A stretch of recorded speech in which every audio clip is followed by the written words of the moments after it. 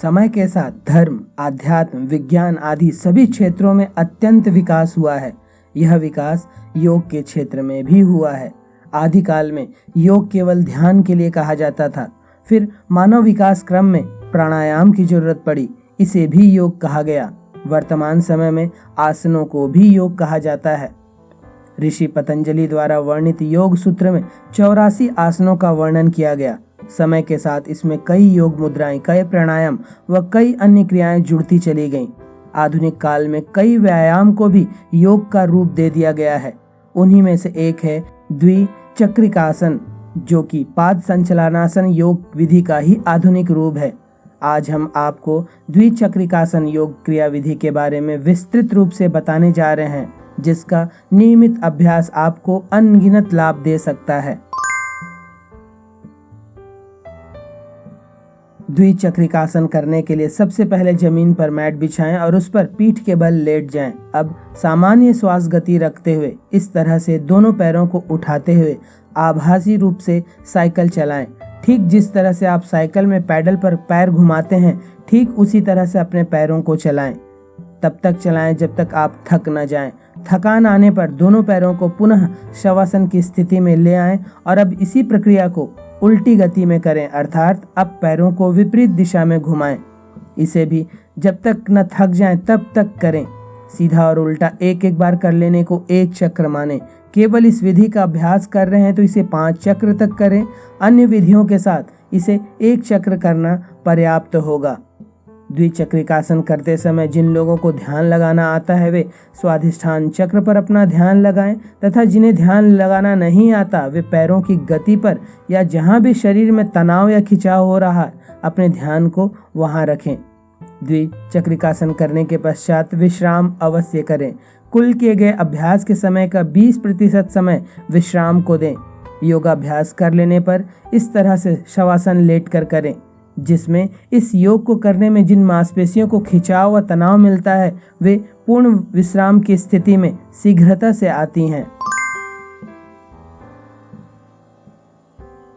द्विचक्रिकासन यह एक उच्च स्तरीय योगासन है और इस आसन से कई स्वास्थ्यवर्धक लाभ मिलते हैं। इस विधि का प्रयोग कर बहुत आसानी से और बिना किसी चोट या कड़ी मेहनत के शरीर को तंदुरुस्त बनाया जा सकता है।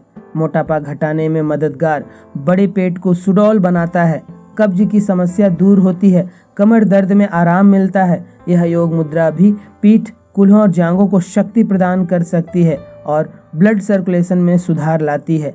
इससे आंतों को बल मिलता है और वे अच्छे से काम करती हैं। यह वजन घटाने के साथ साथ शरीर की सहन शक्ति और लचीलेपन को भी बढ़ाती है। इससे आप जांघों की अतिरिक्त चर्बी को कम कर सकते हैं। मोटापा कम करने के लिए यह सबसे अच्छे आसनों में से एक है। पेट की और टांगों की मांसपेशियों को मजबूत करता है, कूल्हों और घुटनों को लचीला बनाए रखता है, रक्त संचरण को बढ़ाता है, विशेष रूप से टांगों में और स्फीत शिराओं की घनास्त्रता को दूर करने में सहायक होता है। कूल्हे, घुटने और टखनों के जोड़ों में रक्त पूर्ति सुधारता है। यह व्यायाम ध्यान मुद्रा के लिए अच्छी तैयारी है। इस आसन के अभ्यास से सभी आंतरिक अंग तंदुरुस्त व स्वस्थ बनते हैं।